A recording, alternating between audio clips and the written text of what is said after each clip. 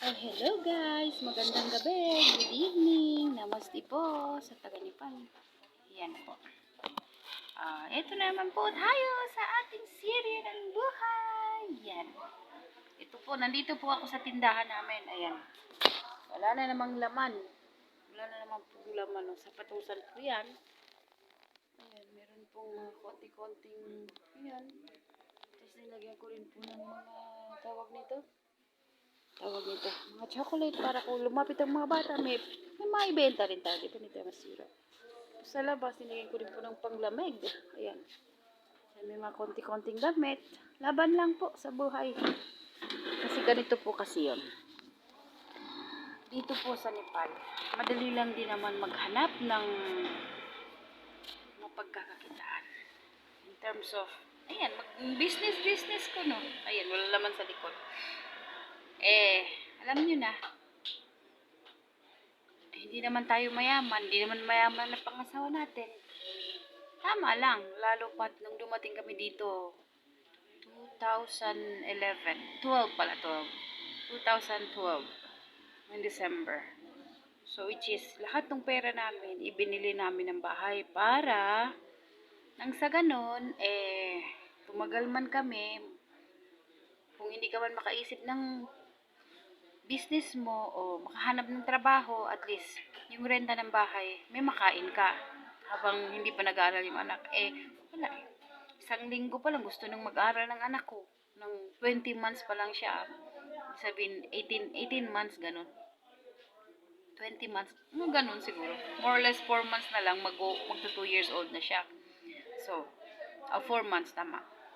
So, ang nangyari kasi yan.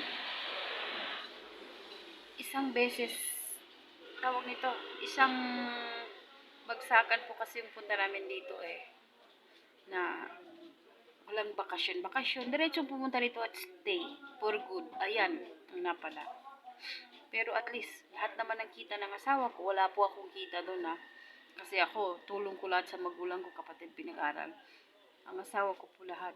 So, in that way, alam ko naman na single ang asawa ko kasi isa na rin na hindi nagpapadala ng pera. Yung walang inaalala dito. May magulang siya, pero hindi na niya inaalala kasi may mga sahod naman yung tatay niya. May sahod naman. Nanay niya, kayang-kaya na nila sa pagkain lang. Di ba silang gastos? Yun nga lang. Pag nag-stay ka dito ng biglaan, talagang mahirap.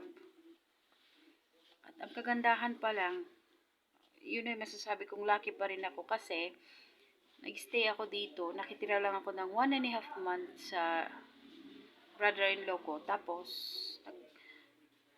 lumipat na kami sa sarili naming bahay. Second hand lang din. Kumbaga, pangalawang owner na kami nun. So, which is lahat ng pera namin nandun. At plus, ang asawa ko natuto pang uminom. Ayan. Hindi naman natuto. Talagang umiinom. Pero, kasi sa ibang bansa, timing lang. Tapos dito, yun po ang kwento ng aking buhay, kaya makinig-kinig lang. Tapos, ito, hanggang umabot sa nagkasakit, nag-inom, lahat nung, namin, tindahan namin, lahat ng rent ng bahay namin, halos wala naman akong maitao, kasi tulirok din naman ako, kasi ikaw kaya ang idalhin sa isang lugar, na miski wala kang kakilala, wala kang kakilalang kabayan, wala kang makausap, asawa mo hindi makausap, pag uwi ng bahay, lasing, ayaw pa kumain, lasing na tulog lang. Yun naman ang kagandahan nun. Kasi kung may kasama pang bugbugan, naku, patay na ako, matagal na.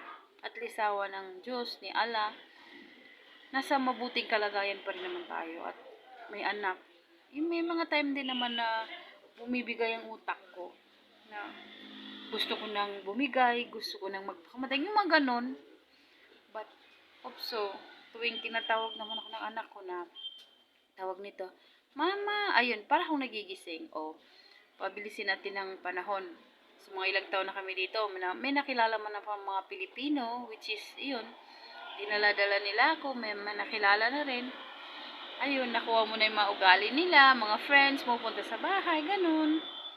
At, syempre, maayos naman kasi syempre, nakakapagkwento ka, nakakapag-ano ka. Pero, ang hirap makisabay sa kanila.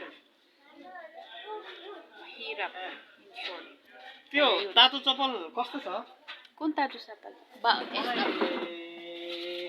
होइन त्यस्तोमा होइन कसरी close close ए घरमै तर यो खालको होइन यार अर्कै कम्पनीको ए अलि सप छ यस्तो मात्रै मेरो छ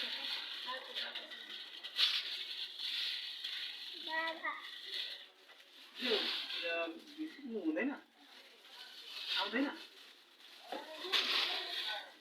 कति हो यसको दाम जान्छ यो त यो आउने रहेछ यार त्यस्तै यो त आउने यो नआउने चाहिँ चाहियो क्या ए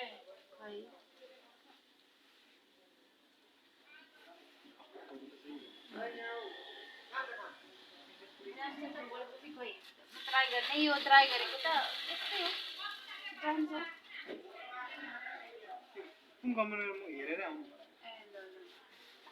लानुपर्ने हेर्छु घरमा कुन कम्पनीको ayun back to story tayo may customer ako nasa tindahan kasi ako nagtatago ang lamig kaya pagpasensya nyo na kayang-kaya natin yan kaya ito nga lumalaban paggabi kasi ako ang duty ang asa ako nagluluto tapos pag umaga ako naman balik to sere ayun sabi ko nga sa'yo yung mga Pilipino kahit saan mapunta syempre marunong tayong ika nga pretending kahit hirap sa buhay pag nakalabas daanin mo sa damit, lipstick, kala mo, di ba? Ako ganun din ako minsan kahit hirap, kahit sabihin mong stress. Ganun, daanin mo lang sa magandang damit. Pero yung magandang damit na yun, hindi ako papayag na ganun kamahal. Kasi mahal ng buhay mo, hindi. Yung tao lang na hindi ko muna unahin ng sarili ko. Unahin ko muna yung anak ko, kung anong makain namin, basta may makain. Kasi yun yung main things na kailangan nila. Saka may pang-tuition kami monthly. Ganun po ang buhay dito. Sa patagalin natin, ayun, nag-decide ako at ang asawa ko ay sumubrang inom dun sa una naming bahay. Baka naman pag malayo kami sa mga in-laws na walang palaging naririnig. Adyo na Exin ma? Garme. Tapos, baka kako, pag malayo kami at kami lang, baka ganun, kaya ko naman siyang anuhin. Nung baga, naniniwala naman sa sinasabi ko na ako ang masusunod. Hindi naman lahat ng bagay. Siyempre, tinatanong ko rin naman. Pero in the last, gusto kong ako pa rin naman ang masunod. Kasi, puro naman tama ang iniisip ko at plano ko. Which is, hindi man ako taga rito, pero syempre, sa tagal ko dito, naobserbahan ko na ang mga nangyayari. At palaging tama ang iniisip ko. Na hindi ako cheat. I mean, hindi ako mandaraya sa tao. Hindi ko kukunin ng hindi akin. Akin lang ay akin. Just hindi ako mangingi kung wala ako. Yun ang aking pride. Kung wala ako, tahimik lang ako. Maghahanap ako ng way kung paano ko may survive. Kaya yun. Madali natin ng kwentuhan. Ayun. Binenta ko yung bahay kasi nga sana in that year, wala din naman kaming ipon. May ipon naman. Siguro yung napagbentahan. Lumipat kami dito sa malayo-layo. Ayun. Sawa ng Diyos. At medyo umayos-ayos naman ang buhay namin at hindi na uminom ng isa. Pero, duman kami sa mas challenge na buhay. Which is, konti na lang paglalamayan ng asawa ko. Dahil sa kagustuhan kong magkapera. I mean, nagbukas ako ng 2 tindahan. Isa dun sa may tabi ng school ng anak ko, then dito sa may amin.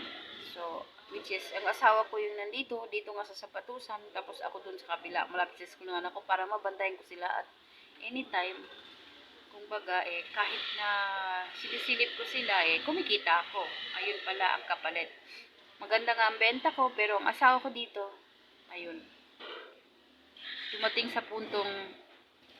na siya sa papuntang ICU sa hospital.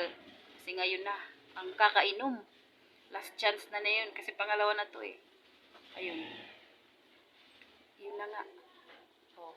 Siguro hanggang dito na lang muna at susunod natin sa sumunod na mga episode ko. Salamat! Please like and subscribe or share man lang po kahit konti pag medyo nagustuhan nyo at pagpasensya nyo na po ang aking salita. Salamat! Bye-bye!